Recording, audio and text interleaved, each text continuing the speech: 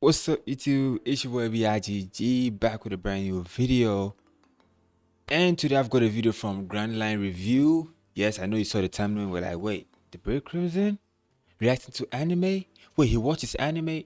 If you don't know I love anime, then you probably never checked out my community posts and stuff like that. Bro, yeah, I'm a big One Piece fan, bro. Like, absolute. Anyways, this video title caught my attention. Like, I normally watch Grand Line Review for, updates on the manga side of things, or maybe what's it called, comments from Oda and stuff like that. And this is actually one comment from Oda based on the title alone. It says, Oda, Luffy isn't the only Sun God. Like,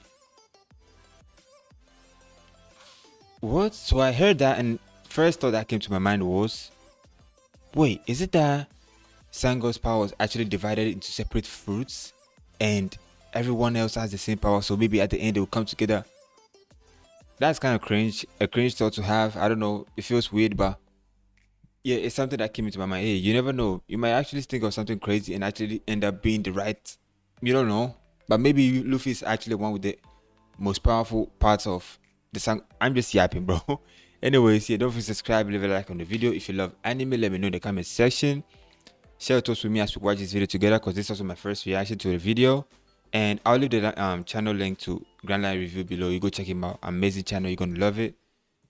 And let's get into the video, bro. Let's get into the video. I want to know what's happening, bro. I want to know. Mr. Monkey D. Luffy is a pretendee heir to the Sun God throne. He is but a replica of the Sun God, achieved by the powers of fictional fruit. But who is the real Sun God? Well, a certain Prince Loki of an Wait, Luffy is uncertain fake? outlaw would claim that it's him, but I am afraid that there is only one character who fulfills all of the criteria of That's hope, Buggy. laughter, and the liberation that Nika brings, and that man is a clown. Early on in Eiichiro Oda's journey as a mangaka, he created a clown named Boogie, who is intended to be a more serious and legitimately terrifying Joker style of character. However, this design and persona softened over time to a character who now occupies the role of series jester. Although he would still be named Boogie to this very day if Eiichiro Oda hadn't seen The Nightmare Before Christmas and said to himself, damn, Boogie's already taken, oh well, I'll name him Buggy, which is a thought Oda recalls took him exactly 0.2 seconds to process. But Buggy as we know him was created for comedy, and Oda was once asked why Buggy has such a big red round nose, and Oda answered, so that he looks like a clown, of course. This was way back in the East Blue saga, and so Oda says, Yeah, he's always had a that made sense big to red nose. anyone except him at the time. But it does. Wait, so he looks like a clown. I don't know. It's going to be a disappointment if we end up at the end of One Piece and we find out actually Luffy is not the real main hero, which should have been possible at this point. Like, there's no way Luffy is not the real main protagonist or anything like that, because that would, I'm sure everyone will hate One Piece at that point, right? Like, you love enjoying the moment, but you straight up start hating One Piece. And it would be hard for me to hate One Piece, because the one person that made me actually love the rest of every character in One Piece is Luffy. Since episode 1, when I watched episode 1, I fell in love with the kid, and that was it, bro. I've enjoyed One Piece since then till date. So there's no way you can tell me it's not, like, Luffy's not the protagonist, man. There's no way. Does admittedly make an awful lot of sense now. And in retrospect, No, hold on. Okay, so I think I get where this conversation is going. So he's funny. Buggy is actually funny. We all know that. But it's like he's been taken, like, he's not being taken serious. Sorry, he's not being taken serious. He's seen as a clown. So maybe in the end, and like he's always collecting information, gathering some stuff, picking up maps. I remember Luffy gave him something that's impel down. So I don't know, bro. I don't know what's going on, bro. Even using his own version of Gear 5th long before Luffy was using Gear anything. Buggy is very consistently portrayed in One Piece as a cartoon. He even has his very own specific cartoon trait, which is his teeth popping out of his mouth when he's particularly shocked. And the funny thing is, there's even a perfectly when he makes an impel down explanation for this, as his teeth can indeed separate using the chop fruit. And furthermore, Buggy's cartoonish influence even goes on to affect those around him, just like Luffy's eventual awakening awakening would. A great example of which is that after spending ever so much time together during Impel Down, even Mr. Three's teeth, nose, and eyes started popping out alongside Buggy's. So there was a time where I would have dismissed this as creative license. This isn't, literally happening. It's Oda using the manga medium to create a sense of heightened emotion. But after Year 5th, mate, I don't know if I'm sure about any of that anymore. Nah, I think so. I think that's what we should expect. And that makes Buggy, unironically, one of the most powerful characters as a literal clown commanding a literal circus. And so yeah, I actually see Buggy as a powerful character, though. Lasting harm will come to him. For example, we can plonk this jester smack bang in the middle of the Paramount War with all of the most powerful people. He can be attacked by all 3 admirals, and still be okay afterwards. Of course, Buggy can't beat any of the admirals in a straight fight like Luffy should be able to these days, but not even a Marine admiral can take Buggy down. They've tried. He can be sliced in half, he can turn himself into a car, he can get kicked in the nuts, he even has his own chibi form like Luffy's post-Gear 3rd exhaust. Yeah, Buggy is actually kind of invisible. Life is a farce that provides on-demand comedy at every moment, such as when he ate his devil fruit. He deep-throated that bad boy, and his tragedy is now comedy. Oh my god, that was funny. It is with Luffy, we're laughing with him. We feel joy when he feels joy. But with Buggy, we're laughing at him. We feel joy at his misfortune, which often turns out to be fortune in a very roundabout way. And Buggy also gets caught up. I mean, he's literally an emperor now, right? Of others to great comic effect. One of my favorite Buggy gags in the entire series actually is during Jaya, when he and his crew are looking for Captain John's treasure in a cave, which turns out to be a mine, and Buggy gets mistaken for a new employee and actually starts mining with them, saying, it feels good to work up a sweat. A cold brew after hard labor is really refreshing, before promptly snapping out of it and saying, what the crap am I doing? But I can tell that this was one of Oda's favorite jokes at the time as well, because on the cover of volume 25, Oda drew all of the characters set against the mine, and even added this head miner in the background, giving a thumbs up. Even though this dude only appeared in a total of 2 panels, he was still graced with the cover. And it's also worth mentioning that volume 25, intentionally or not, shows the future 4 emperors of One Piece. Luffy, Shanks, Blackbeard, and Buggy. Oh my god, bro, Oda was just dropping information in our faces, and like we were just overlooking them, which is ridiculous, Wait, whose goat is that? Have I seen that goat? I don't think so. Have I? Maybe I'm missing something on that part. Damn, Shen's got a flat forehead, bro. For volume 105 after they officially became the 4 emperors. Buggy is Oda's favorite villain, and you can definitely tell because he puts that same kind of love and creativity into Buggy that he does with Luffy. In fact, Oda's favorite characters in general tend to be the ones that make him laugh the most, because that is the overall mission of One Piece, to spread joy and laughter. And even Buggy's devil fruit abilities allow him to fight with the same sort of freedom as Luffy, because it is practically impossible to damage Buggy. There is always an absurd, cartoonish and comical way that he can maneuver in any combat scenario, and it's at the point where not even the world's greatest swordsman succeeded in harming Buggy during the Paramount, which is crazy. And the only time that Buggy does get actually hurt is for our amusement. But also, this is an anime exclusive thing, but within the Toei anime, Buggy breaks the 4th wall a lot. He addresses the watchers and makes it seem like he knows that he's a character in a TV show, which is a wall that not even Luffy can shatter with Gear 5th yet, but overall Buggy overwhelmingly passes our first Sun God criteria of bringing joy, as this dude is beyond hilarious. And Buggy is funny, bro. Puts a smile on my face to see Buggy appear on page or on screen. So let us now turn to Liberation, and our obvious next stop here would be Impel Down. Following this incident, I don't think I've actually watched a scene in One Piece where Buggy is not funny. Even when he's saying something serious, he's being funny. Like, the guy is funny, man. Nefarious masterminds of the prison break alongside Luffy, and in the eyes of the world, everything that happened during Impel Down and Marineford had Luffy and Buggy sharing the stage equally. And while this is played for comedy, because, that's the jester, I still don't think it's entirely inaccurate for the Marines to have given Buggy all that credit, as he was orchestrating his own riot and his own separate jailbreak alongside Luffy's. Come on, men, now's our chance. If you want a taste of freedom, make as much much trouble as you can. And to the prisoners, think about it from their perspective. Buggy would have looked like a modern incarnation of Nika. This wacky clown man just coming and freeing everyone. Let the games begin. Captain Buggy's our savior, the prisoners yelled as they were overwhelmed with hope, joy, and liberation. And throughout the jailbreak, Buggy's prisoners also sing and dance their way to freedom. Bro, Impel Down was amazing. Like, no joke.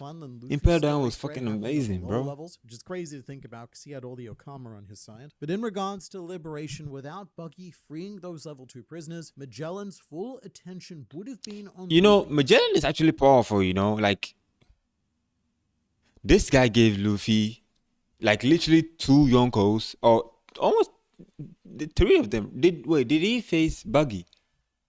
Damn, that episode is far back. I have to rewatch One Piece all over again, bro. I have to do that. Right from the start of the prison break, which likely would have doomed his effort to fail. And without Buggy's third faction emerging, but yeah, that Magellan was powerful, bro. Very powerful. For Shiryu to handle the Blackbeard pirates, meaning that both Luffy and Blackbeard's forces likely would have both fallen to Magellan. Although it should be said that Luffy, Blackbeard, and Buggy were all essential factors in Impel Down. Without any one of them, the other 2 fail. And there's also something very, very special to be said about the fact that Buggy never needed to be liberated by Luffy in Impel Down, unlike most of the other prisoners. Ouch. Buggy had already managed to escape his cell and his shackles by the time... Yeah, he was literally walking around. Buggy was just free by nature. And furthermore, he and Mr. 3 made it all the way from level 5 to level 1 with no help from Luffy either. That is a pretty monumental achievement that is overshadowed by the everything else that happened during the arc. But what I will say, right, is that Luffy, he actually gets captured during the Impel Down arc. Buggy does not. He remains free for the entire arc. Granted, he didn't have to be caught to begin with, and Buggy does get captured much later on by Mihawk the Crocodile, but that does not stop him being a symbol of liberation, as in that very same chapter, we see Emperor of the Sea and Sun God Monkey D. Luffy being put in a cage and beaten up by Nami.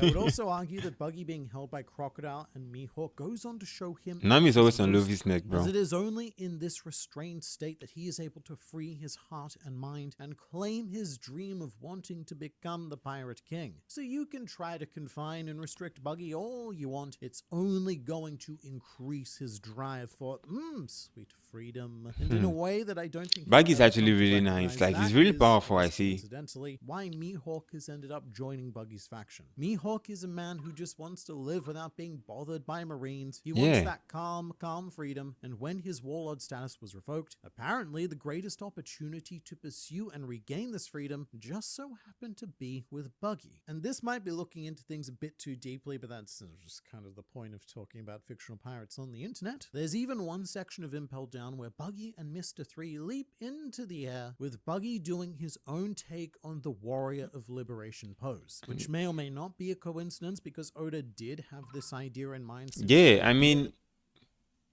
even Kizaru did it, right? Like, when I saw the panel of Kizaru dancing that way, I was like, what if this guy's actually pretending to be on the Marine side, and or maybe he has some greater objective against the world government, or maybe almost all the Marines have greater objectives, but they have to fulfill it by being, you know, focused on it and quite, I don't know, I'm just overthinking things, but I saw that panel and that was the kind of thoughts that was flowing through my head. I was like, damn. At the very least, it's not impossible. And there's also a lot of very fun irony in Buggy striking the most free pose in the world in his prison outfit. So look, as far as symbols of liberation go in this world, the mastermind of the Impel Down incident ranks pretty damn highly among them. But liberation and joy are incomplete without also being able to deliver hope. And on that note, Buggy is also one of the only other people in this world who has Luffy's special ability that was identified by Mihawk, which I love because there's a certain irony there as well, of Mihawk failing to recognize that ability within Buggy, given that in the eyes of the world, Mihawk now serves under Buggy. Buggy has that same charismatic superpower. When I heard that, I was shocked, bro. Wherever he goes, he doesn't attract the same kind of people that Luffy does. Ooh, that shirt is sick. Crossover, but everywhere he goes, Buggy magically and charismatically inspires people to follow him, or at the very least, make friends with him. He easily made friends with Gaimon, he casually recruited Alvida, formed an instant alliance with Mr. 3, and Buggy even became drinking drinking buddies with Ace, and if that's not good enough, he also ended up in a situation where Whitebeard, the strongest man in the world, proposed forming an alliance with him. Yes, there were other factors at play, but those other factors were all a result of Buggy being genuinely charismatic when he wants to be, and weirdly accidentally charismatic when he doesn't mean Yeah, to. it's like that's what I was literally going to say. Like, this guy holds some kind of magnet of charismatism or something like that. Because Baggy is able to attract, well, mostly criminals, but like, I don't get it. Like, this guy is trying to do something and he maybe does it in the wrong way or makes a mistake, and his crew members literally see it as some kind of, I don't know how they think. Oh damn, man, like, he makes these guys like they're stupid, but like, very it's like, I don't know how they think. Magnet, and Jinbei has even stated that Buggy has a, quote, talent for leadership, which is big praise coming from him. Not to mention that his crew adore Buggy. They believe in Buggy every bit as much as the Straw Hats believe in Luffy. Yeah. And this hope does even get to a deity level of worship at points, such as when it appeared that Buggy had gone and done a Moses and parted the gates of justice, which only made him a greater symbol of hope. Oh my god, that time was funny. Aboard the ship. He'd just broken them out, and now he was giving them even more freedom by parting the gates of justice. I mean, just what a guy, man.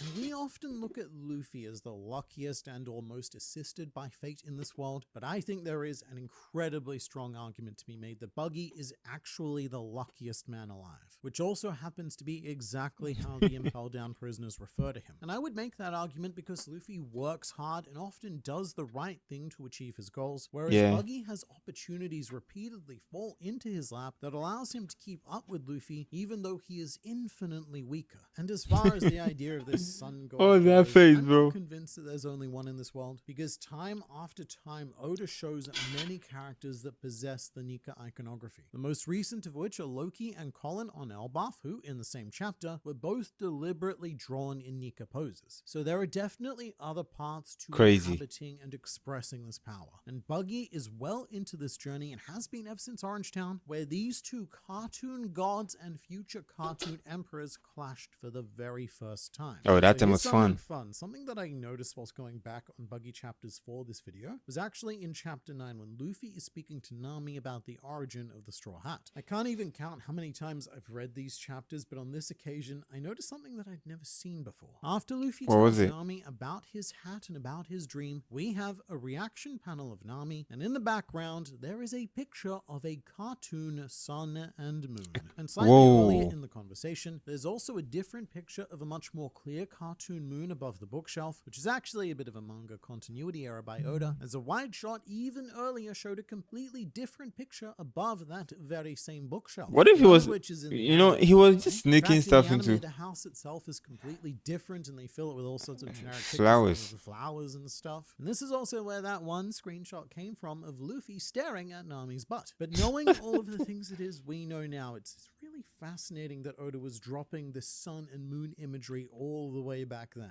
And I'm not going to go so far as to say that this was all some piece of grand foreskinning by Eiichiro Oda, telling us right here and now that Luffy is the sun god and also something about a moon. Which is kind of insane. This sort of imagery was very prevalent in Oda's mind right from the beginning. And in this circumstance, Buggy does quite nicely fill the role of the moon, the opposite to Luffy's sun, because he has everything in common with Luffy, but operates in the exact opposite way. His devil fruit is set up to be the opposite of Luffy's, with Luffy's rubber being immune to blunt force attacks but susceptible to cutting, and Buggy's fruit being immune to cutting but very vulnerable to blunt force. And both of them elect to use fighting styles that the other one is weak against, with Buggy's knives versus Luffy's fists. And I didn't see it this way until Buggy became an emperor, but this clash in Orangetown was essentially the beginning of every Pokemon game. Buggy was the first. Or what if that's going to be, hold on.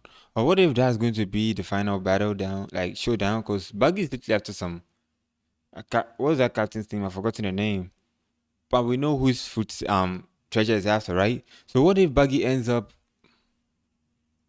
finding the map to Laugh Tale instead of the treasure is actually looking for, and we know teaches, bro. I don't know. Like Young One Piece Luffy lets me begins his keep journey by thinking about selecting different his top scenarios every girlfriend, time. and then rival Buggy selects his to be a bit of a dick and counter it, and so the two of them battle for the first time, but also continue to encounter each other at various stages of the game until we reach the top of the Pokemon League, the final battle to decide the champion. You see? Or in this So I'm not the only one who thinks decide something like the that. Pirate King, because You Buggy's see? growth has been directly correlated with Luffy's growth, and the way that Buggy describes Luffy Like, I is don't get as it. follows. It's like what a witch says: before you eat a child, you should fatten him up first. Meaning that the higher that Luffy's bounty and reputation rises, the more that Buggy will grow when he defeats him. Which I want to make very clear. That outcome where That guy Buggy is scary. somehow defeats Luffy is not off the table. In fact, Buggy is legitimately one of Luffy's most powerful rivals. To this day, Buggy is the only person to have damaged Luffy's hat, which is a symbolic blow to Luffy's promise to Shanks and his ultimate dream. But also, Buggy almost flat out killed Luffy at Log Jam. Yeah. On paper, he is one of Bro, the think most about it. That is kind of accomplished crazy. antagonists. Sure, Luffy can physically overwhelm Buggy and rather easily these days, but I don't think that Luffy can ever fully defeat Buggy. Just like how no one can really defeat Luffy while he's in his Gear 5th form. And also, whenever Luffy and Buggy are together, they enhance each other's comedic qualities. Oda tends to turn them into a manzai routine, which is a classic style of Japanese two-person comedy, where one person takes on the role of the bokke, the idiot, and the other is the tsukumi, the straight man. And they have a progressively more hilarious and frustrating conversation for the straight man that usually ends up in physical violence. And in this case, Buggy gets more and more frustrated with Luffy, but they enhance each other through their arguments. There aren't that many people in this world that Luffy goes, I don't like that guy, but Buggy is one of them. Yeah, by that is everyone who true. possesses what we would describe as true power, Buggy is constantly personally disregarded. He's been called weak, he's been called nothing, he's been called a nuisance, and all of those are adjectives used by characters who even bothered to remember that Buggy exists at all. And even now, as an Emperor of the Sea, the top players of this world still completely disregard him. And that is an extremely dangerous mindset, because it That is shows true. that they do not understand the true power of the Jester, which is to influence the hearts and minds of the people. And weirdly enough, of all of the people, it is the 5 Elder Stars who have most recognized Buggy's true abilities, when after the Paramount War, they invited him to become a warlord, with Saint Shepherd Jupiter saying, "The balance of power among the pirates will be shifting soon. We must pick the ones that have the greatest influence." And that turned out to be Buggy, and he was right. And having seen what Luffy can do at his most free, I would not underestimate Buggy's role in events to come, because I can just imagine a situation where we are deep into the final war, at a point where it looks like all is lost. There is no hope, there is no liberation, there is no joy, and we're all sharing a moment of silent despair. But then Why is the spark, because only what one beat up happens is, in Luffy, that bro? moment, Buggy farts or something, and everyone starts laughing, much to Buggy's embarrassment. But that is our cue to turn things around with that one small injection of joy. And speaking of winds blowing, Buggy has a rather pertinent line about his role in the world. Do you know which way the wind blows in this world? It's not to the east or to the west. It blows for me. For me. And all I can say is that Wow. I continue to look forward to seeing Buggy getting blown. Whoa. That sounded a bit sus. Anyways, that was an amazing video. Absolute cinema, bro. Yeah, like, I don't know, bro. I don't know. One Piece is one anime you watch and you be having like different thoughts every fucking time, bro. Like, the anime is just that great. Anyways, if you enjoyed that video, I'm not gonna waste too much time. Don't forget to subscribe, leave a like on the video. If you're a big anime fan, let me know in the comment section. Share your thoughts with me on One Piece, or if you have any other animes you want me to check out, or maybe you have a video you want me to react to, drop the link in the comments down below. Oh, I'm not sure you'll be able to drop the link. Just drop the title to the video. I'll just check it out. Yeah, the name was BIGG. Let me know if I should keep up with the anime content. Like, should I keep going with anime content now? Because I always wanted to do anime content. Like, I'm a big anime fan. Like, I've watched almost like 500 titles plus anime, which is kind of insane. These days I'm not really reading the mangas that much, but I'm really keeping up with the anime, bro. So yeah, so don't forget to subscribe, leave a like on the video, support your boy. Let's get to 2K. Thank you for watching my content. Bless you. Have a good day. Have a good week. Catch you in the next video.